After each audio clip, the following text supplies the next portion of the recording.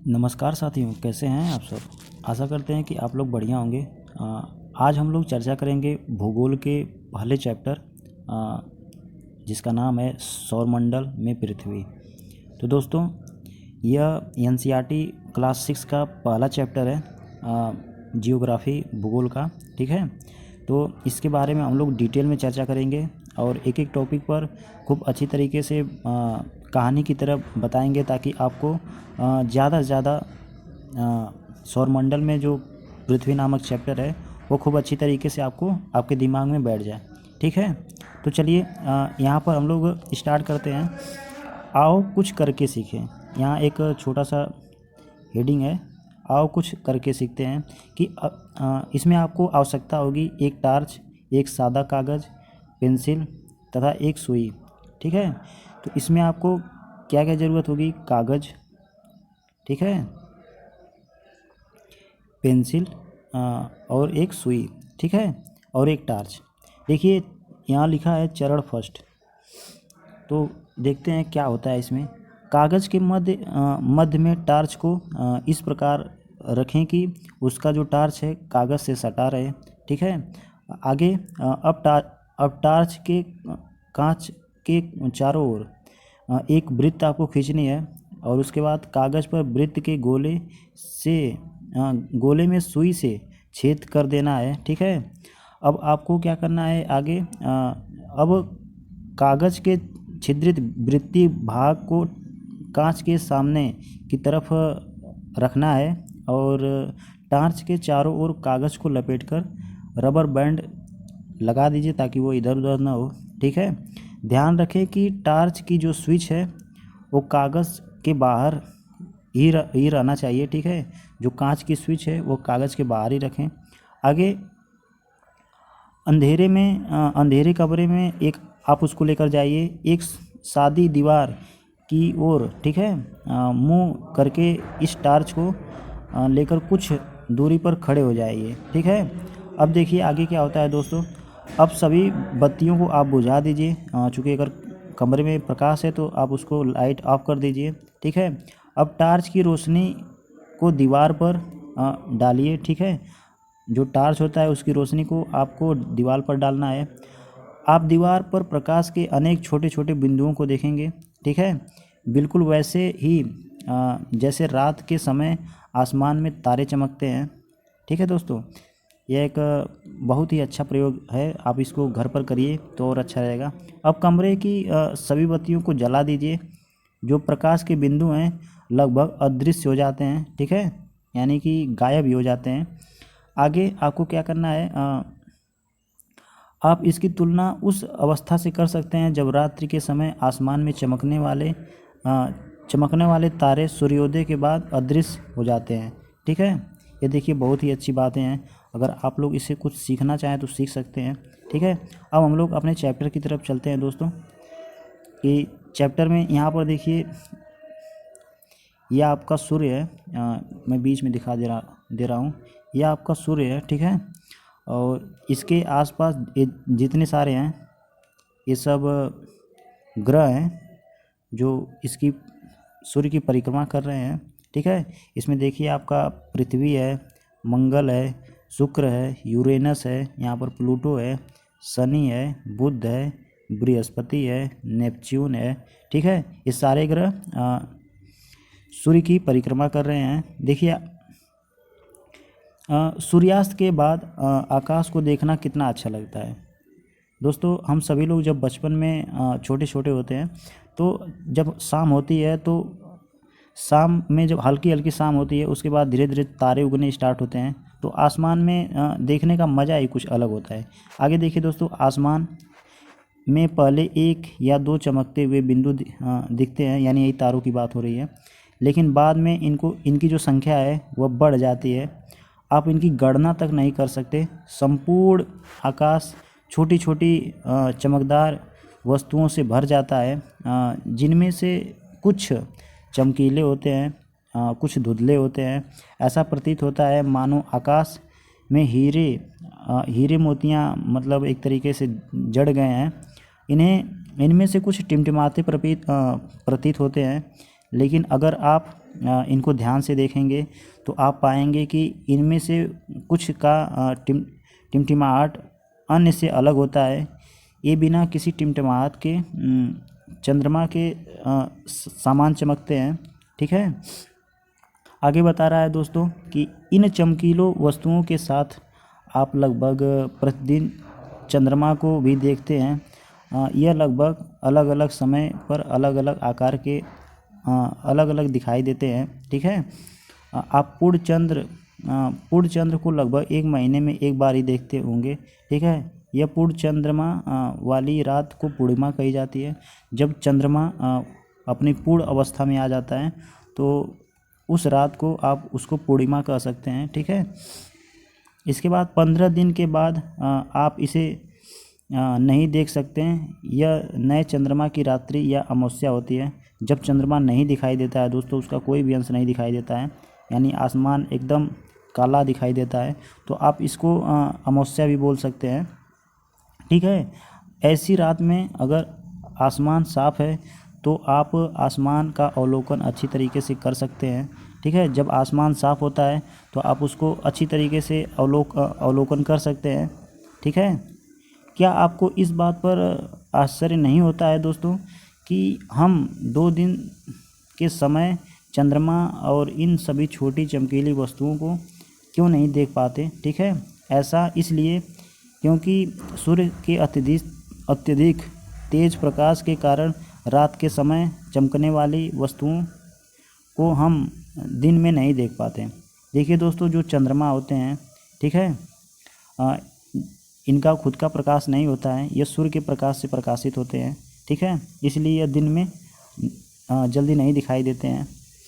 आगे है दोस्तों, सूर्य, चंद्रमा तथा वे सभी वस्तुएं जो रात के समय आसमान में चमकती हैं, इनको आप खगोलीय पिंड के नाम से जानते हैं। ठीक है, जो भी है सूर्य, चंद्रमा तथा वे सभी वस्तुएं जो रात के समय आसमान में चमकती हैं, आप उसे खगोलीय पिंड कह सकते हैं।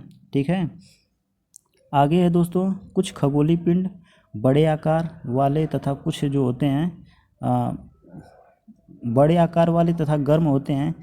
ये गैसों के बने होते हैं दोस्तों। इनके पास अपनी ऊष्मा तथा प्रकाश होता है। जो खगोलीय पिंड होते हैं, कुछ उनका खुद का प्रकाश होता है जिसे वे रात बहुत बड़ी मात्रा में उत्सर्जित करते हैं, जिसे वे बहुत बड़ी मात्रा में उत्सर्जित करते रहते हैं। किसको? गैसों को। इन खगोलीय पिंडों को तारा कहते हैं और सूर्य भी एक तारा है दोस्तों। आप सूर्य को एक तारा के नज़र से देख सकते हैं। आगे देखते हैं दोस्तों। देखिए दोस्तों, रात के समय चमकते हुए अनगिनत तारे सूर्य के सामने ही हैं, लेकिन इनमें बहुत अधिक दूर होने के कारण हम लोग इनकी ऊष्मा या प्रकाश को नहीं महसूस कर सकते हैं। देखिए दोस्तों, जो रात में चमकीले अनगिनत तारे दिखाई देते हैं वह सूर्य के ही समान होते हैं, और चूँकि यह हमसे काफ़ी दूर होते हैं इसलिए हम उनके प्रकाश को और ऊष्मा को बहुत ज़्यादा महसूस नहीं कर पाते हैं। ठीक है, तथा वे अत्यंत छोटे दिखाई पड़ते हैं। जैसा कि रात में आप लोग तारों को देखते होंगे, वह बहुत ही छोटे दिखाई देते हैं, लेकिन ये वास्तव में रियल में छोटे नहीं होते हैं, यह बहुत बड़े होते हैं। अपने अवश्य ध्यान दिया होगा कि कुछ दूरी से देखने पर सभी वस्तुएं छोटी दिखाई देती हैं। ठीक है, अत्यधिक ऊंचाई पर उड़ रही हवाई जहाज़ कितना छोटा दिखाई देता है। आप लोग अगर कल्पना करें तो आप लोग अगर हवाई जहाज़ देखे होंगे तो सामने अगर 10 मीटर की दूरी से देखें तो हवाई जहाज़ कितना बड़ा दिखाई देता है। वही अगर आप कुछ दूरी पर देखें, जैसे 5-6 किलोमीटर 10 किलोमीटर दूरी से वही जहाज़ को देखें तो वो आपको छोटा दिखाई देता है। ठीक है, देखिए, रात्रि में आसमान की ओर देखते समय आप तारों के विभिन्न समूहों द्वारा बनाई गई विविध, ठीक है, आकृतियों को देख सकते हैं। ये नक्षत्र मंडल कहलाते हैं। ठीक है, तो नक्षत्र मंडल किसे कहते हैं? जब रात के समय विभिन्न समूहों द्वारा बनाई गई तारों की जो आकृतियाँ होती हैं उनको नक्षत्र मंडल कहते हैं। देखिए, अर्सा मेजर या बिग बियर इस प्रकार का एक नक्षत्र मंडल है। देखिए, एक अर्सा मेजर और बिग बियर दो नक्षत्र मंडल हैं बहुत आसानी से पहचाने जा सकते हैं। और यह दोस्तों जैसे आप सप्तऋषि तारामंडल को आप देखे होंगे, आप यह उत्तर दिशा में होता है दोस्तों। 7 तारों का यह समूह होता है, ठीक है। शाम के समय आप लोग अगर ध्यान से देखेंगे तो यह ज़रूर दिखाई दे देगा, ठीक है। जो यह सप्तऋषि तारामंडल है यह नक्षत्र मंडल अर्सा मेजर का एक भाग है, ठीक है। यह अर्सा मेजर का एक भाग होता है। अपने परिवार या पड़ोस के किसी व्यक्ति से आप कह सकते हैं कि आपको आसमान में और अधिक तारों, ग्रहों तथा नक्षत्र मंडल को दिखाएं, हाँ, या मतलब दिखाएं, या और भी मतलब मम्मी पापा से आप लोग बोल सकते हैं कि दिखाएं। तो वे लोग अगर जानते होंगे तो वे आपको ज़रूर दिखाई देंगे। देखिए जैसे यहाँ पर एक बच्ची देख रही है दोस्तों, यह मैं थोड़ा सा इसको और इधर करता हूँ। ये देखिए एक छोटी सी बच्ची है, यह तो एक पहले तारा देख रही है, ध्रुव तारा। यह देखिए दोस्तों यह बहुत ही चमकीला होता है।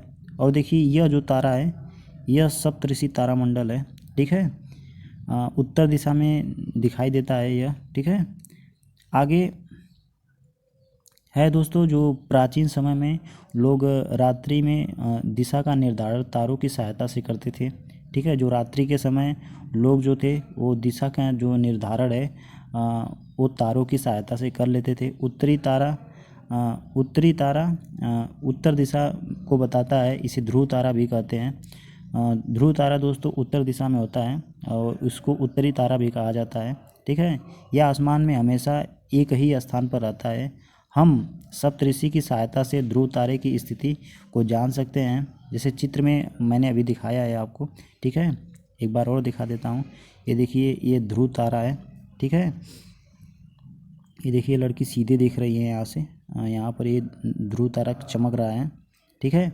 और ये इसके सामने ये सप्तऋषि तारामंडल है, ठीक है। यह 3 तारे और हैं, इनके बारे में नॉलेज नहीं है, ठीक है। लेकिन वो जो ध्रुव तारा है वो कंफर्म है, ठीक है। यदि सप्तऋषि मंडल के संकेतक तारों को आपस में मिलाए हुए एक काल्पनिक रेखा खींची जाए एवं उसे आगे की ओर बढ़ाया जाए तो यह जो है ध्रुव तारे की ओर इंगित करेगा, ठीक है। कुछ खगोलीय पिंडों में अपना जो होता है अपना प्रकाश एवं ऊष्मा नहीं होता है। जैसे कुछ खगोलीय पिंड होते हैं दोस्तों, उनका अपना प्रकाश व ऊष्मा नहीं होता है, वह तारों के प्रकाश से प्रकाशित होते हैं। ऐसे पिंड ग्रह कहलाते हैं। देखिए दोस्तों ऐसे पिंड जो हैं वो ग्रह कहलाते हैं। जैसे आपका पृथ्वी भी एक ग्रह है, इसका ना स्वयं की ऊष्मा है और ना इस पर स्वयं का प्रकाश कोई है, ठीक है। ग्रह जिसे अंग्रेजी में प्लैनेट कहते हैं, ग्रीक भाषा में इसे प्लेनेटाई कहते हैं, ठीक है। प्लेनेटाई शब्द से बना है जिसका अर्थ है परिभ्रमक, अर्थात चारों ओर घूमने वाला। पृथ्वी जिस पर हम रहते हैं यह भी एक ग्रह है। यह अपना संपूर्ण प्रकाश जो है एवं ऊष्मा सूर्य से प्राप्त करती है, जो पृथ्वी के सबसे नज़दीक का तारा है। पृथ्वी को बहुत अधिक दूरी से जैसे चंद्रमा से देखने पर यह चंद्रमा की तरह चमकती हुई प्रतीत होती है। जब आप दोस्तों चंद्रमा पर जाएंगे तो पृथ्वी को देखेंगे तो पृथ्वी भी चंद्रमा की तरह चमकती हुई प्रतीत होगी, ठीक है। कुछ रोचक तथ्य मैं आपको बताना चाहता हूँ। इसमें दिया है कि जो बृहस्पति, शनि तथा यूरेनस के चारों ओर छल्ले हैं, ठीक है। ये छल्ले विभिन्न पदार्थों के असंख्य छोटे छोटे पिंडों से बनी पट्टियाँ हैं। पृथ्वी के इन छल्लों को शक्तिशाली दूरबीन की सहायता से देखा जा सकता है, ठीक है। अगर आपके पास मतलब शक्तिशाली दूरबीन है तो उसकी सहायता से आप देख सकते हैं। यह देखिए यह आपका सौरमंडल है दोस्तों, ठीक है। यह सौरमंडल है और देखिए यहाँ पर यह बुध है पहला ग्रह, इसके बाद शुक्र है, फिर पृथ्वी है। ये देखिए यह शुक्र है, फिर पृथ्वी है, फिर मंगल है, फिर ऐसे करते सारे ग्रह दिखाए गए हैं। यह देखिए सूर्य की परिक्रमा कर रहे हैं, ठीक है। ये चित्र को आप अच्छी तरीके से देख लीजिए, ठीक है। अगर आप अपनी बुक में देखेंगे तो और अच्छा रहेगा। देखिए यहाँ पर कुछ पूछा गया है ये जो क्वेश्चन पूछा गया है दोस्तों, ये आपको आगे चल के बहुत ही फ़ायदा पहुंचाने वाला है। जैसे क्या आप जानते हैं, पौराणिक रोमन कहानियों में सूर्य देवता को कहा जाता है। जो सौर शब्द है, सौर शब्द का अर्थ होता है सूर्य से संबंध, इसलिए सूर्य परिवार को सोलर सिस्टम या सौर मंडल कहा जाता है। ठीक है। और शब्द जो सौर शब्द है उसका उपयोग करते हुए अधिक शब्दों को आप लिख सकते हैं। ठीक है।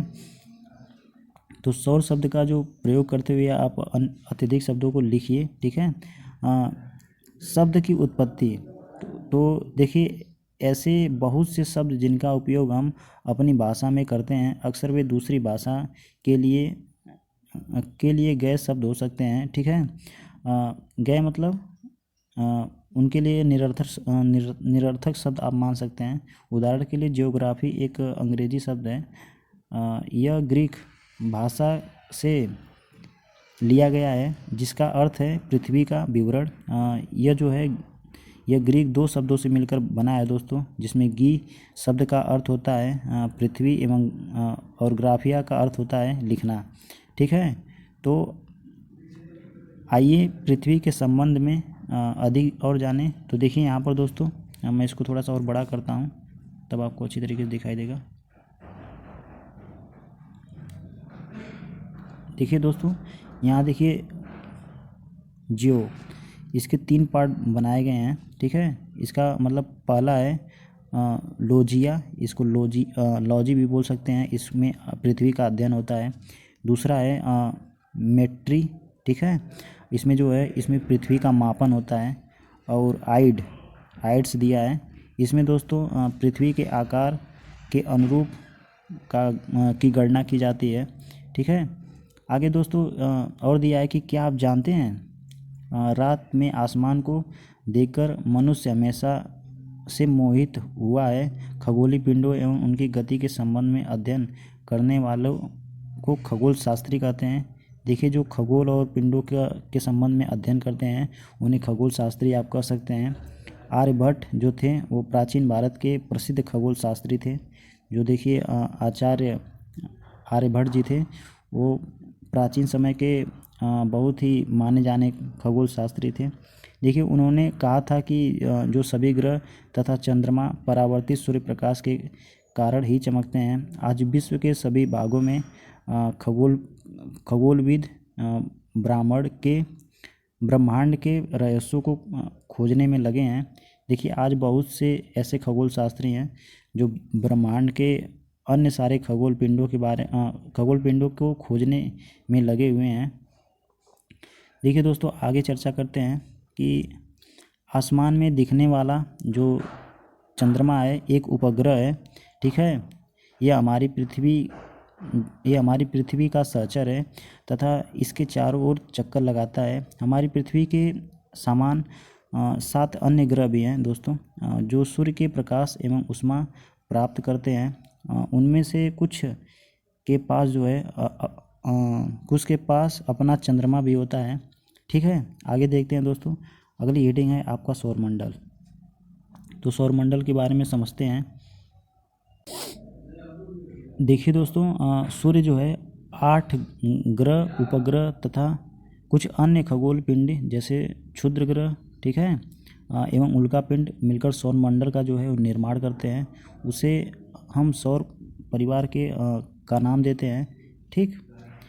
आगे देखिए दोस्तों, जो पहला है आपका सूर्य, यह हेडिंग में है। तो सूर्य के बारे में आज आप लोग अच्छी तरीके से जान जाइए। सूर्य सौरमंडल के केंद्र में स्थित है। ठीक है। जो सूर्य है वो सौरमंडल के केंद्र में स्थित है, मतलब बीच में स्थित है।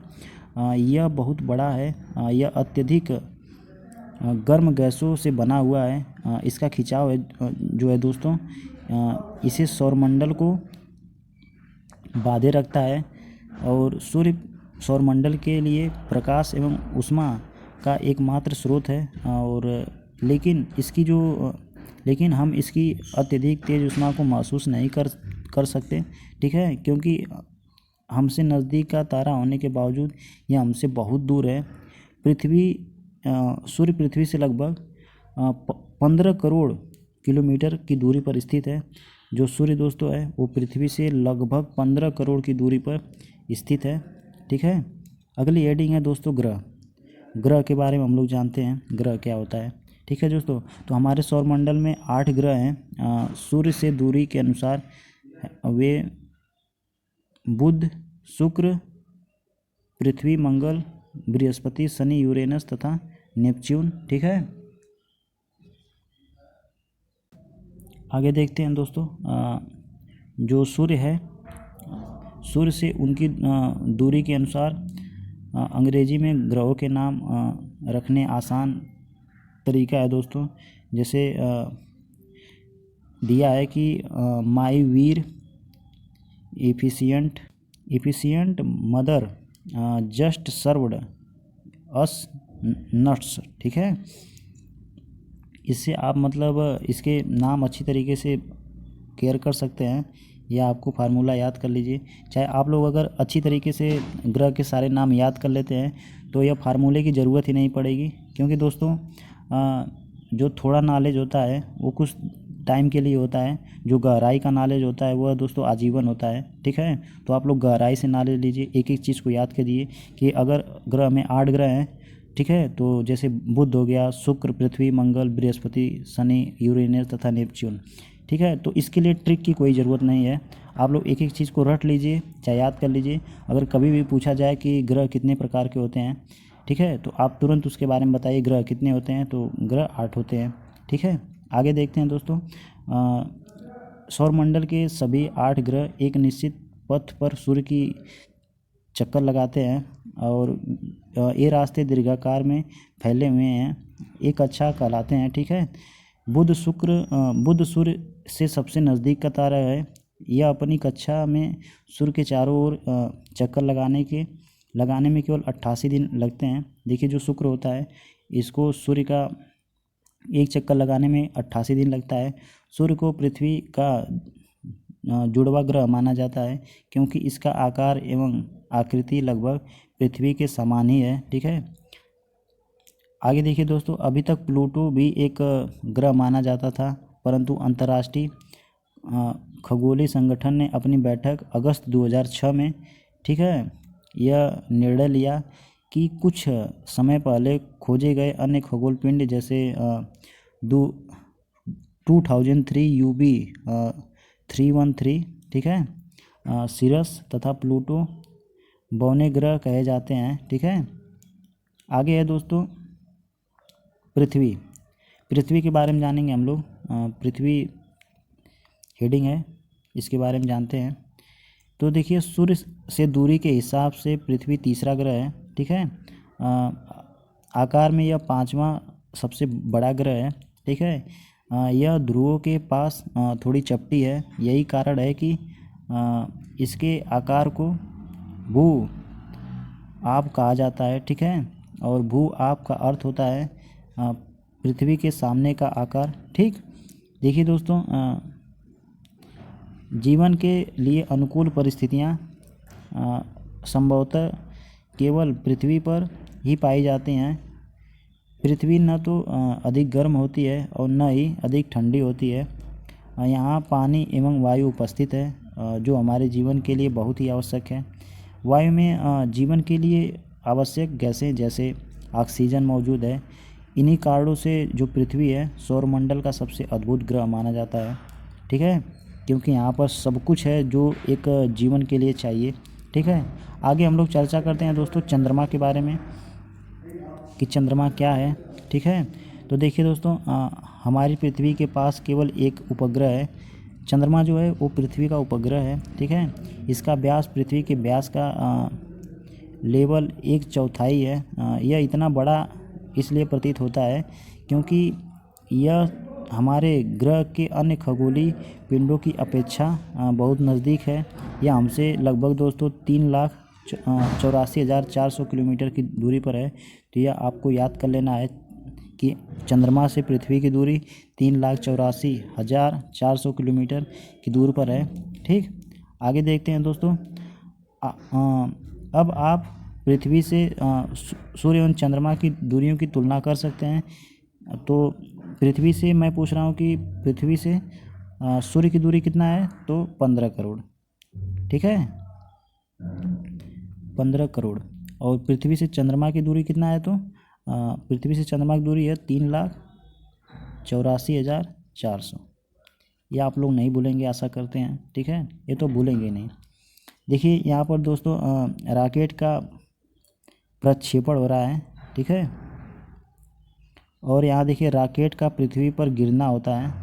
ये देखिए रॉकेट पृथ्वी पर गिर रहा है और उपग्रह का कक्षा में प्रवेश होना। देखिए एक कृत्रिम उपग्रह भी बनाए जाते हैं जो छोड़े जाते हैं उपग्रहों पर, ठीक है। देखिए आगे है कि चंद्रमा का एक चक्कर लगभग 27 दिन में पूरा करता है, ठीक है। जो चंद्रमा है वो पृथ्वी का एक चक्कर लगभग 27 दिन में पूरा करता है, ठीक है। आगे देखते हैं दोस्तों, लगभग इतने ही समय में यह अपने अक्ष पर एक चक्कर भी पूरा करता है। इसके परिणाम स्वरूप पृथ्वी से हमें चंद्रमा का केवल एक ही भाग दिखाई देता है, ठीक है। चंद्रमा का हमें पूरा भाग नहीं दिखाई देता, एक ही भाग भी दिखाई देता है। चंद्रमा की परिस्थितियाँ जीवन के लिए अनुकूल नहीं है। इसकी सतह पर पर्वत, मैदान एवं गड्ढे हैं जो चंद्रमा की सतह पर छाया बनाते हैं। पूर्णिमा के दिन चंद्रमा पर इनकी छाया को आप अच्छी तरीके से देख सकते हैं कि हल्की हल्की इनके ऊपर छाया दिखाई देती है। आगे देखते हैं दोस्तों क्षुद्र ग्रह, ठीक है। क्षुद्र ग्रह क्या होते हैं? तारों ग्रहों एवं उपग्रहों के अतिरिक्त अत्यंत छोटे जो पिंड हैं जो सूर्य के चारों ओर चक्कर लगाते हैं, इन पिंडों को क्षुद्र ग्रह कहा जाता है, ठीक है। इन पिंडों को क्या कहा जाता है? क्षुद्र ग्रह कहा जाता है। ये मंगल एवं बृहस्पति की कक्षाओं के बीच पाए जाते हैं। वैज्ञानिकों के अनुसार जो क्षुद्र ग्रह हैं ग्रह के ही भाग होते हैं जो बहुत वर्ष पहले विस्फोट के बाद ग्रहों से ही टूटकर अलग हो जाते थे, ठीक है। तो बहुत वर्ष पहले यह ग्रहों से टूटकर अलग हो जाते थे। आगे देखिए दोस्तों, दिया है कि सूर्य के चारों ओर चक्कर लगाने वाले पत्थर को छोटे छोटे टुकड़ों के उल्का पिंड कहते हैं। देखिए अगली हेडिंग हम लोग का है उल्का पिंड। तो उल्का पिंड जो होता है सूर्य के चारों ओर चक्कर लगाने वाले छोटे छोटे टुकड़ों को उल्का पिंड कहते हैं। कभी कभी ये उल्का पिंड पृथ्वी पर इतने नज़दीक आ जाते हैं कि इनकी जो प्रवृत्ति है पृथ्वी पर गिरने की होती है। इस प्रक्रिया के दौरान वायु के साथ घर्षण होने के कारण एक गर्म होकर जल जाते हैं, ठीक है। फलस्वरूप चमकदार प्रकाश उत्पन्न होता है। कभी कभी जो है दोस्तों उल्का पूरी तरह से जले बिना पृथ्वी पर गिरता है, जिसे धरातल पर गड्ढे बन जाते हैं, ठीक है। कभी कभी यह जलकर पृथ्वी पर गिर जाता है, जिससे धरातल पर काफ़ी बड़ी मात्रा में गड्ढे बन जाते हैं। क्या आपने तारों वाले खुले आकाश में एक ओर से दूसरी ओर तक फैली चौड़ी सफ़ेद पट्टी की तरह एक चमकदार रास्ते देखे हैं? यह लाखों तारों का एक समूह होता है। यह पट्टी जो है आकाशगंगा कहलाती है। दोस्तों कभी आप लोगों ने एक ऐसी पट्टी देखी यहाँ पर दिखाया जा रहा है दोस्तों फिगर के माध्यम से हल्का हल्का, ठीक है। यह आकाशगंगा है। इसमें आपको अच्छी तरीके से क्लियर नहीं होगा। हमारा सौरमंडल आकाशगंगा का एक भाग है, ठीक है। जो हमारा सौरमंडल है, हमारा जो सौर परिवार है दोस्तों, आकाशगंगा का एक छोटा सा भाग है। और हमारी आकाशगंगा में हमारे सौरमंडल जैसे तमाम अन्य सौरमंडल पड़े हैं। जैसे आप लोग कभी एलियंस का नाम सुनते होंगे, वे लोग मतलब कहते हैं कि यह लोग दूसरे सौरमंडल से आए हैं, ठीक है, दूसरे ग्रह से आए हैं। तो ऐसे होते हैं, जैसे हम लोग इस तरीके से जीवित हैं, आकाशगंगा में किसी और सौरमंडल में कुछ लोग और जीवित होंगे। यह कहा नहीं जा सकता है कि वे लोग कैसे होंगे, कितने आगे होंगे हमसे, लेकिन ज़रूर होंगे, ठीक है। इस पर मतलब वैज्ञानिक लोग काफ़ी खोज कर रहे हैं कि काश कोई अगर हो तो मिले, ताकि हम लोग और आगे की तरफ बढ़ें, ठीक है। जो प्राचीन भारत में इसकी कल्पना आकाशगंगा में प्रकाश की एक बहती नदी से की जाती थी। इस प्रकार का जो नाम आकाशगंगा ही पड़ा, ठीक है। आकाशगंगा जो है दोस्तों करोड़ों तारों बादलों तथा गैसों की एक प्रणाली है। इस प्रकार के आकाशगंगाएं मिलकर ब्रह्मांड का निर्माण करती हैं। देखिए दोस्तों, जब आकाशगंगाएं कई मिलती हैं तो एक ब्रह्मांड का निर्माण करती हैं, और ब्रह्मांड विशालता की कल्पना करना अत्यंत कठिन है। कभी दोस्तों आप लोग कल्पना किए होंगे कि जो ब्रह्मांड है, ना तो इसका आदि है ना अंत है, यह कभी समाप्ति नहीं हो सकता। आप चलते जाएंगे, आपकी ज़िंदगी ख़त्म हो जाएगी, लेकिन आप इसके अंत तक नहीं पहुंच पाएंगे। ठीक है, वैज्ञानिक अभी भी इसके बारे में अधिक से अधिक जानकारी करने में जुटे हुए हैं। ठीक है, इसके आकार के संबंध में हमें कोई जानकारी नहीं मिली है, लेकिन फिर भी हम जानते हैं कि हम सभी इसी ब्रह्मांड के एक हिस्से हैं। ठीक है दोस्तों, यह यहीं पर आपका चैप्टर समाप्त हो जाता है। कुछ प्रश्न यहाँ पर हैं, दिए गए हैं। जैसे पहला प्रश्न है कि निम्नलिखित प्रश्नों के उत्तर संक्षेप में दीजिए। दूसरा प्रश्न है कि सही उत्तर चिन्हित कीजिए। इसी प्रकार जो तीसरा उत्तर है उसमें खाली स्थान बनना है दोस्तों। ठीक है, तो इस प्रकार के आपके प्रश्न हैं। इस प्रश्नों को हम लोग नेक्स्ट वीडियो में लेकर आएंगे। दोस्तों, तो आप लोग को जो पहला चैप्टर है वह कैसा लगा, सौरमंडल में पृथ्वी, कमेंट करके ज़रूर आप लोग बताइएगा। ठीक है, और मिलते हैं दोस्तों नेक्स्ट वीडियो में। तब तक के लिए नमस्कार।